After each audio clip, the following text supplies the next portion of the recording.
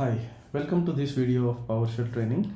In this video, we will discuss about a customized PowerShell admin tool which is very useful for your day-to-day operations. So in PowerShell, if you create a function, let's try with that, and define an action.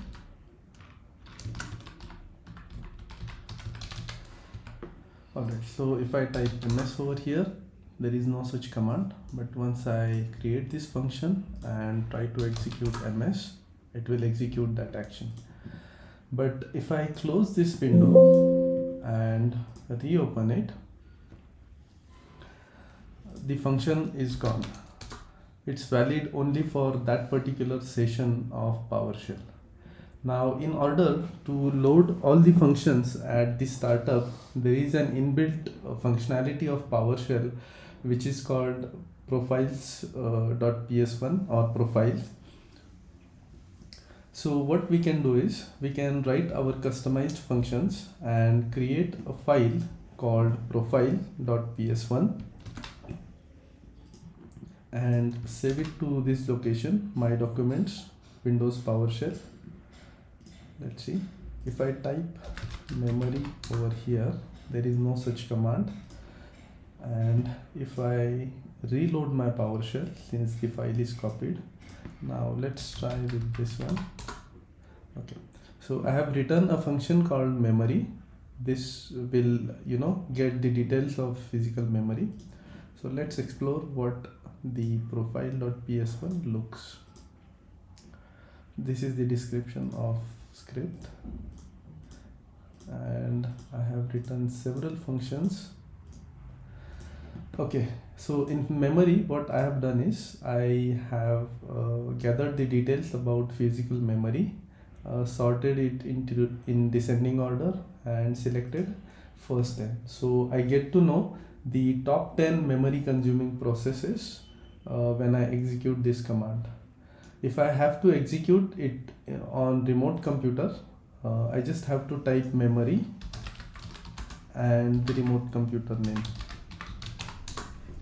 Okay, so I don't have to log into the remote computer, open task manager and see what all processes are consuming high memory. I just have to type memory and the remote host name. Similarly, for CPU, I can do CPU and it will get me the details of top 10 CPU consuming processes. I have also customized few actions related to Active Directory, for which I had to import this Active Directory module.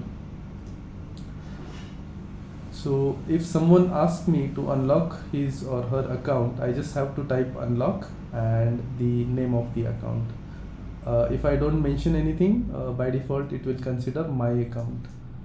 Okay, so I don't have to go to Active Directory users and computer, find user and unlock it to unlock any account. Similarly, if I have to get the OS details using get AD computer, I can just type OS and computer name. For disk, same thing. Let me try to execute this script.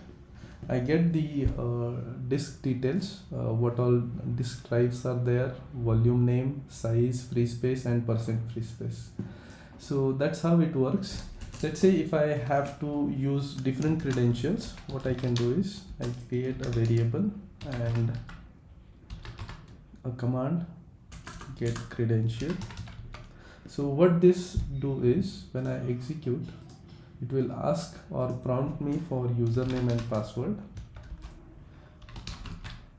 Once I enter it, my credentials get stored into this credential variable as a secure string, and I can use it for different commands if I have to use it with different credentials, something like this. Okay.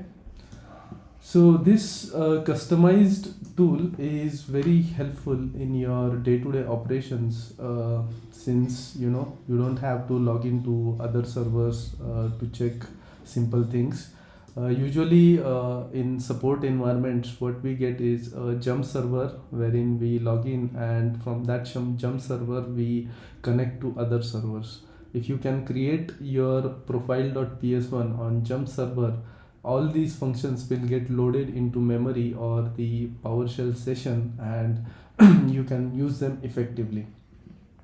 If your user profile is not saved on local computer and it is used or the roaming profiles are used, you can explore this functionality about profiles on Microsoft to see how you can use the profile.ps1 for roaming profiles.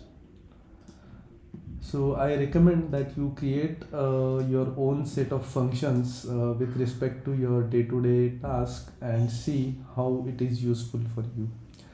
Thank you for watching this video. Have a good day.